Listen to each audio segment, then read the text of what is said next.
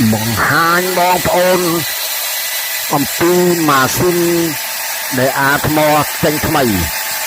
ពីប្រើម៉ូទ័រណាបងប្អូនឥឡូវឡើងប្រើអាម៉ាស៊ីនងោងហ្នឹងណាអាម៉ាស៊ីនងោងម៉ាស៊ីនកាត់ឈើ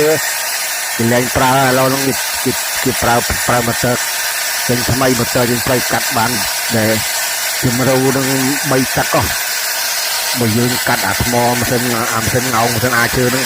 កាត់បានតែទឹកជាងទេឥឡូវកាត់បាន3ទឹកប្រើម៉ូទ័រប្រើភ្លើងដាក់ទឹកមួយសរីអូស្រួលហើយបងប្អូនហើយ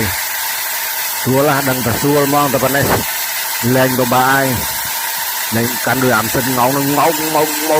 ខ្លងគឺខ្លងឯងអានេះមិនងោងណានេះម៉ូទ័រមួយមិនបាច់តកងតាក់ហ្នឹងតទៅភ្លើងហ្នឹងឲ្យផ្លែវាមូលឆ្លុញអញ្ចឹងបោងក្នុងកណ្ដាលអញ្ចឹងវាដៃមុតអូស្រួលហើយวันนี้เอ็มมาได้